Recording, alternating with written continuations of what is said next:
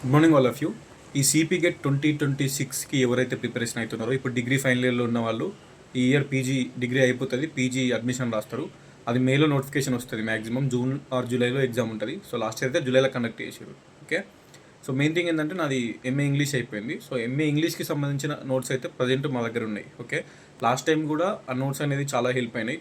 ఇప్పుడు మార్కెట్లో ఉన్న 500-600 పేజెస్ బుక్ కంటే కూడా మేము ఓన్లీ సిలబస్ని బేస్ చేసుకొని ఇంపార్టెంట్ పాయింట్స్ షార్ట్ లిస్ట్ చేసి రాసినామన్నట్టు. పేపర్ పార్ట్ 1 పార్ట్ 2 అని ఉంటుంది. అందులోనే మొత్తం 100 క్వశ్చన్స్ వస్తాయి, 60+40. దానికి సంబంధించి ఇంపార్టెంట్ పీడిఎఫ్, అది important notes. Last time help అయింది, ఈ ఇయర్ కూడా మీకు హెల్ప్ అవుతుంది. సో చాలా తక్కువ ప్రైజెస్కి అయితే అది మేము ఆ పీడిఎఫ్లో అయితే మీకు షేర్ చేస్తాం వాట్సాప్లో. స్క్రీన్ మీద కనిపిస్తున్న నెంబర్ ఏదైతే ఉందో 8886009724 వాట్సాప్లో మెసేజ్ చేయండి.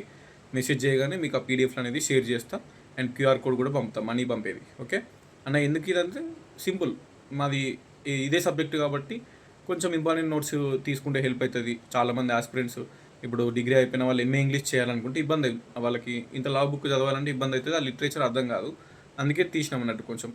అండ్ ఎవరైతే ఎంఏ హిస్టరీ ఎవరైతే అప్లికేషన్ చేయాలనుకుంటున్నారో, ఇప్పుడు సిపి గెట్ 2026 పీజీకి అవి కూడా అవైలబుల్గా ఉన్నాయి. ఎంఏ హిస్టరీ తెలుగు మీడియంలో రాసిన నోట్స్, అవి ఇంగ్లీష్ మీడియం లేవు.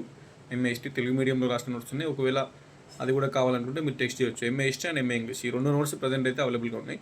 రిమైనింగ్ ఏ సబ్జెక్ట్స్ ఏం లేవండి. Okay done. దీనికి సంబంధించి ఏమన్నా డౌట్ ఉంటే మీరు కావాలనుకుంటే మాత్రం వాట్సాప్లో మెసేజ్ చేయండి, ఊరికే చేయొద్దు. Done, thank you.